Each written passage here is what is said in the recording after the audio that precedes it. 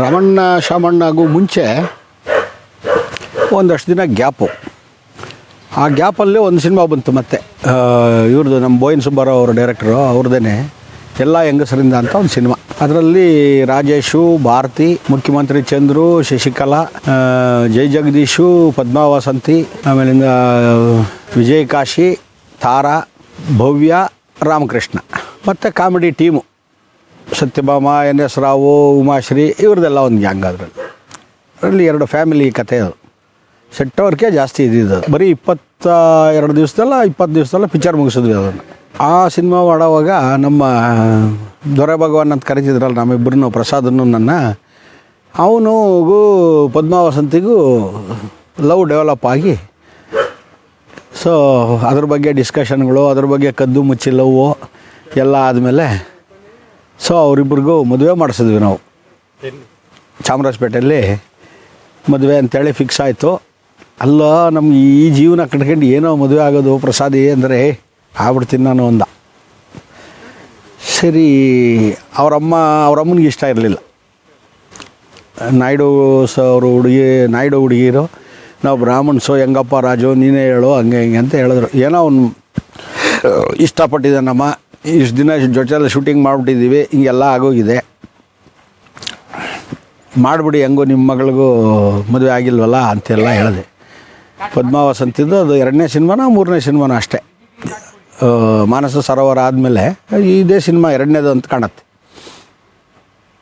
ಆ ಸಿನಿಮಾದಲ್ಲಿ ಆ್ಯಕ್ಟ್ ಮಾಡೋವಾಗ ಅವರಿಬ್ಬರಿಗೂ ಪ್ರೀತಿ ಅಂಕುರ ಆಗಿ ಅವರಿಬ್ಬರದು ಮ್ಯಾರೇಜು. ಆ ಮದುವೆಗೆ ಭಾಳ ಕಷ್ಟಪಟ್ಟು ಮದುವೆ ಮಾಡಿದ್ವಿ. ಚೌಲ್ಟ್ರಿ ಸಿಗಲಿಲ್ಲ ಅಂದರೆ ಏನು ಮಾಡಿದ್ವಿ, ಎಲ್ಲ ಸಣ್ಣ ಪುಟ್ಟ ಚೌಲ್ಟ್ರಿಯಿಂದ ಹಿಡಿದ್ವಿ. ಬೇರೆ ಕಡೆ ಹೋದರೆ ದೊಡ್ಡ ಬಡ್ಜೆಟ್ಟು, ಸಣ್ಣ ಚೌಲ್ಟ್ರಿಗಳೇ ಅದು ಖಾಲಿ ಇಲ್ಲ, ಎಲ್ಲ ಬುಕ್ ಆಗ್ಬಿಟ್ಟಿದ್ದಾವೆ. ಇಡೀ ಅರ್ಧ ಬೆಂಗಳೂರು ಹುಡುಕ್ಬಿಟ್ಟಿದ್ವಿ ಆವಾಗಲೇ ನಾವು. ಅದಾದಮೇಲೆ ಏನಾಯಿತು, ಒಂದು ದಿವಸ ಸುಮ್ಮನೆ ಹಿಂಗೆ ಮಾತಾಡ್ಕೊಂಡು ಚಾಮರಾಜಪೇಟೆಯಲ್ಲಿ ಉಮಾ ಟಾಕೀಸ್ ಹಿಂಭಾಗದಲ್ಲಿ ನಡ್ಕೊಂಬರ್ತಾಯಿದ್ವಿ.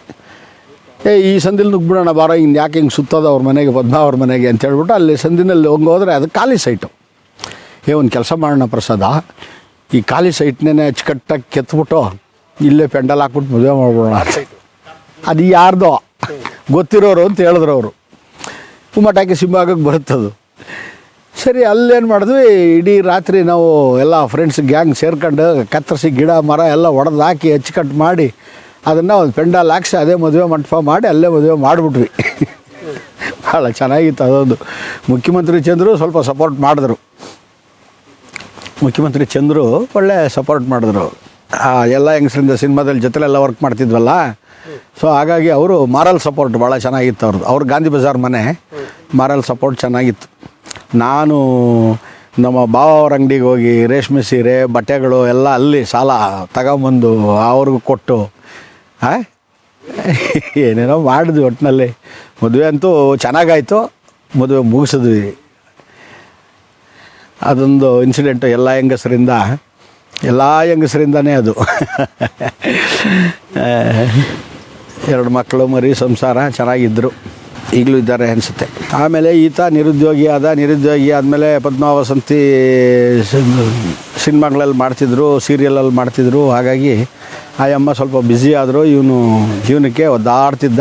ಆ ಟೈಮಲ್ಲಿ 2 ಮಕ್ಕಳು ಆದಮೇಲೆ 20 ವರ್ಷ ಸಂಸಾರ ಮಾಡಿದ್ಮೇಲೆ 18 ವರ್ಷ ಇಬ್ಬರು ಬೇರೆ ಆದರು. ಅದೊಂದು ಬೇಜಾರಾಯಿತು. ಅದಾದಮೇಲೆ ನಾನು ಮತ್ತೆ ಗಾಂಧಿನಗರ ರೌಂಡ್ ಆಗ್ತಿದ್ದೆ. ಶಾಂತಿ ಕ್ರಾಂತಿ ಬಿಟ್ಟ ಮೇಲೆ ಅಲ್ಲೇ ಗೇಟಲ್ಲಿ ನಿಂತ್ಕೊಂಡಿದ್ದೆ. ಒಂದು ದಿವಸ ಒಬ್ಬ ದೊಡ್ಡ ಡೈರೆಕ್ಟ್ರ್ ಕಾರಲ್ಲಿ ಬಂದರು. ಏನ್ರಿ ಮಾಡ್ತಿದ್ದೀರಿ ಅರ್ಯಾ ಅಂದರು. ಸರ್ ಖಾಲಿ ಇದ್ದೀನಿ ಸರ್ ಅಂದೆ. ನಮ್ಮ ಸಿನಿಮಾ ವರ್ಕ್ ಮಾಡ್ತೀರೇನ್ರಿ? ಕಾಶ್ಮೀರು ಅಲ್ಲಿ ಇಲ್ಲೆಲ್ಲ ಶೂಟಿಂಗು, ಕುಲು ಮನಾಲಿ ಎಲ್ಲನೂ ಅಂದರು. ರಾಜಸ್ಥಾನು ಅಂದರು. ಇಲ್ಲ ಸರ್ ನಾವು ಮಾಡಲ್ಲ, ಯಾಕೋ ಮನಸ್ಸಿಗೆ ಬೇಜಾರಾಗ್ಬಿಟ್ಟಿದೆ, ಮನಸ್ಥಿತಿ ಸರಿ ಇಲ್ಲದೆ ಇರೋವಾಗ ಸಿನಿಮಾ ವರ್ಕ್ ಮಾಡಬಾರ್ದು, ಕಾನ್ಸಂಟ್ರೇಟ್ ಮಾಡೋಕ್ಕಾಗಲ್ಲ ಸರ್, ಸಾರಿ ಅಂದ್ಬಿಟ್ಟೆ. ನೋಡಿ ಹೇಳಿ ಮಾಡೋಂಗಿದ್ರೆ ಅಂತ ಹೇಳ್ಬಿಟ್ಟು ಹೊಟ್ಟೋದ್ರು ಅವರು. ಅದಾದಮೇಲೆ ಏನಾಯಿತು, ನಮ್ಮ ಸಾಂಗ್ಲಿಯನ್ನ ಪ್ರೊಡಕ್ಷನ್ ಟೀಮು ಅಲ್ಲೆಲ್ಲ ಬರೋರು, ರಮೇಶ್ ಬಾಬು ಮ್ಯಾನೇಜರು ಅವರೆಲ್ಲ. ಅವ್ರು ಬಂದ್ಬಿಟ್ಟು ಒಂದು ದಿವಸ ರಮೇಶ್ ಬಾಬು ಹುಡ್ಕೊಂಬಂದರು. ಮಮ್ಮ ಒಂದು ಸ್ಕ್ರಿಪ್ಟ್ ಮಾಡಿಕೊಡೋ, ಜಿ ಕೆ ಮುದ್ದುರಾಜು ಡೈರೆಕ್ಟ್ರು, ಒಂದು ಆ್ಯಕ್ಷನ್ ಪಿಕ್ಚರ್ ಬೇಕು, ಒಂದು ಸ್ಕ್ರಿಪ್ಟ್ ಮಾಡಿಕೊಡೋ ಅಂದರು. ಮಾಡೋಣ ಅಂದೆ.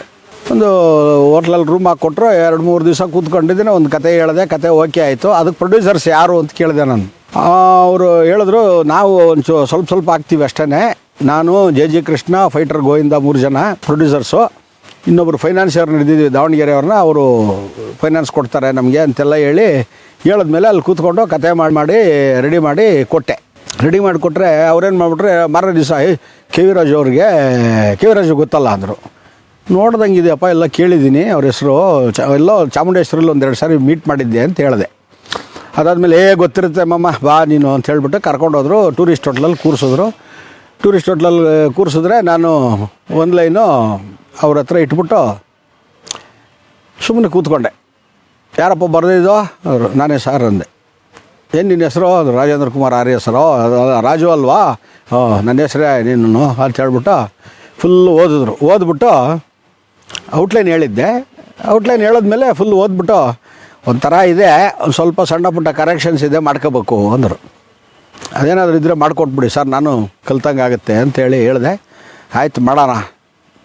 ಯಾರ್ಯಾರು ಇದಕ್ಕೆ? ನೀನೊಬ್ಬನೇ ಮಾಮ ಅಂತ ಅವ್ರಿಗೆ ರಮೇಶ್ ಬಾಬುಗೆ ಮಾಮ ಅಂತಿದ್ವಿ. ಸೊ ಅವ್ರು ಹೇಳಿದ್ರು, ಇಲ್ಲ ಸರ್ ನಾನು ಫೈಟರ್ ಗೋವಿಂದ, ಜೆ ಕೃಷ್ಣ ಕ್ಯಾಮ್ರಾಮನ್ನು ಎಲ್ಲ ಹಿಂಗೆ ವರ್ಕಿಂಗ್ ಪಾರ್ಟ್ನರ್ಸು, ಈ ಥರ ಡಾಕ್ಟರ್ ಒಬ್ಬರು ದಾವಣಗೆರೆಯವರು, ಅವ್ರು ಫೈನಾನ್ಸ್ ಕೊಡ್ತೀನಿ ಅಂತ ಹೇಳಿದ್ದಾರೆ. ಯಾರನ್ನ ಹಾಕೋಬೇಕು ಅಂತಿದ್ದೀರಿ? ಶಂಕರ್ನಾಗ್ ಮೇನ್ ಕ್ಯಾರೆಕ್ಟರ್ ಹಾಕ್ಕೊಳ್ಳೋಣ ಅಂತಿದ್ದೀವಿ ಸರ್. ಶಂಕರ್ನಾಗ್ ಮತ್ತು ನಮ್ಮ ಪಿಕ್ಚರ್ಗೆ ಡೇಟು ಅಂದ್ರೆ ಅವರು ಸಾಂಗ್ಲಿಯಾನ ಏನೋ ಬರೀತಿದ್ರು ಅವರು. ಅದೇನೋ ಅವ್ರು ಮಾತಾಡ್ಕೋತಾರೆ ಸರ್ ಅಂದೆ. ಎಲ್ಲ ಯಾರು ಡೈರೆಕ್ಟ್ರು ಅಂದರು. ಸರ್ ಮುದ್ದುರಾಜು ಅಂದೆ. ಅವನೇನೋ ಮಾಡ್ತಾನೆ, ನೀನೇ ಮಾಡ ಅಂತಂದರು. ಇವರೆಲ್ಲ ಒಪ್ಕೋಬೇಕಲ್ಲ ಸರ್ ಅಂದೆ. ಮಾಡ್ತಾರೆ ಮಾಡೇ ಕರಿಕೃಷ್ಣನ ಆದರು. ಅವರು ಈಚೆ ಎಲ್ಲ ನಿಂತಿದ್ರು. ಇವ್ರು ಏನೇನು ಮಾತಾಡ್ತಾರೆ ಕೇಳಿಸ್ಕೊಂಡು ರೂಮ್ ನಂಬರ್ 81 ಟೂರಿಸ್ಟಲ್ಲಿ ಸಾಂಗ್ಲಿಯಾನ ಪ್ರೊಡ್ಯೂಸರ್ ರೂಮ್ ಅದು. ನಂಜುಂಡಪ್ಪ ಎಲ್ಲ ಇದ್ದರು. ಕರೆದ್ಬಿಟ್ಟು ತಿಯಾಮಿಸ್ಕೊಂಡು ಇವ್ನು ಇಟ್ಕೊಂಡು ಮಾಡ ಅಂತಂದರು. ಮುದ್ದುರಾಜ ನನ್ನ ಶಿಷ್ಯನೇ, ಬಟ್ ಬೇಡ ಇವನು ಆರ್ಯನ್ ಇಟ್ಕೊಂಡು ಮಾಡ್ರಿ ಅಂತ ಹೇಳ್ಬಿಟ್ರು ಅವರು. ಸರಿ ಮಮ್ಮ ಮಾಡಿಬಿಡು ನೀನೇ ಅಂತಂದ್ರೆ ಎಲ್ಲರೂ ಈಚೆ ಬಂದು ಅಲ್ಲೆಲ್ಲ ಊಟ ಮಾಡಿದ್ವಿ. ಊಟ ಮಾಡಾದ್ಮೇಲೆ ತಿರುಗಿ ಎಲ್ಲ ಕನಿಷ್ಕಾದಲ್ಲಿ ಅರಳಿ ಮರದ ಕೆಳಗಡೆ ಕುಂತ್ಕೊಂಡು ಮಾಡಿಬಿಡೋಣ ಅಂತ. ಸರಿ ಶಂಕರ್ನಾಗ ಒಪ್ಪಿಸ್ಬೇಕಲ್ಲ. ಸರಿ ಅವ್ರು ಕರೆಕ್ಷನ್ ಮಾಡಿಕೊಡ್ಲಿರಪ್ಪ, ಇನ್ನು ಶಂಕರ್ನಾಗ ಏನಾದರೂ ಬೇಡ ಗಿಡ ಅಂದ್ಬಿಟ್ರೆ ಕಷ್ಟ ಅಂತ ಹೇಳ್ಬಿಟ್ಟು ಆ ಸಾಂಗ್ಲಿಯಾನ ಶೂಟಿಂಗ್ ಲೊಕೇಶನ್ಗೆ ಹೋದ್ವಿ. ಕುಣಿಗಲ್ ನಾಗಭೂಷಣ್ಣು ಅವರು ಇವರೆಲ್ಲ ಆ್ಯಕ್ಟ್ ಮಾಡ್ತಿದ್ರು. ಪ್ಯಾಲೇಸಲ್ಲಿ ಶೂಟಿಂಗ್ ನಡೀತಾಯಿತ್ತು. ಅಲ್ಲಿ ಹೋದ್ವಿ. ಹೋದ ತಕ್ಷಣವೇ ರಮೇಶ್ ಬಾಬು ಮ್ಯಾನೇಜರ್ ಆ ಪಿಕ್ಚರ್ಗೂ ಅವ್ರೇನು ಮಾಡಿದ್ರು, ಸರ್ ನಮ್ಮ ಡೈರೆಕ್ಟ್ರು ರಾಜೇಂದ್ರ ಕುಮಾರ್ ಅಂತ. ನಮಸ್ತೆ ಸರ್, ಬನ್ನಿ ಕೂತ್ಕೊಳ್ಳಿ ಅಂಥೇಳಿ ಕೂತ್ಕೊಂಡು ಫಸ್ಟ್ ಟೈಮ್ ಡೈರೆಕ್ಷನ್ ಮಾಡ್ತಿದ್ದೀರಾ ಅಂದರು. ಎಸ್ ಸರ್ ಅಂದೆ. ಯಾರ ಹತ್ರ ವರ್ಕ್ ಮಾಡಿದ್ದೀರಿ ಅಂದರೆ ಹೇಳಿದೆ ಬಯೋಡಾಟಾ ಫುಲ್ಲು. ಬೇಕಾದಷ್ಟು ಅನುಭವ ಇದೆ, ಹಂಗಾರೆ ಮಾಡೋಣ ಅಂತ ಹೇಳ್ಬಿಟ್ಟು ಯಾವಾಗ ಕತೆ ಕೇಳ್ತೀರಿ ಸರ್ ಅಂದೆ. ಕೇಳ್ತೀನಿ, ನಾನು ಹೇಳ್ತೀನಿ, ಇದೆಲ್ಲ ಮುಗೀಲಿ ಅಂತ ಹೇಳಿ ಮಾಡೋದಂತೂ ಮಾಡ್ತೀನಿ, ಅದೇ ಎಲ್ಲ ಕೇಳ್ಕೊಂಡು ಮಾಡೋಣ ಅಂತಿದ್ದೀನಿ ಅಂತ ಹೇಳ್ಬಿಟ್ಟು ಹೇಳಿದ್ರು. ಒಂದು 50,000 ರೂಪಾಯಿ ಅಡ್ವಾನ್ಸ್ ಕೊಡಬೇಕು ಅಂತ 1-2-3 ದಿವಸ ಆದಮೇಲೆ ಸುದ್ದಿ ಬಂತು. 50,000 ರೂಪಾಯಿ ಅಡ್ವಾನ್ಸು ಕೊಟ್ವಿ.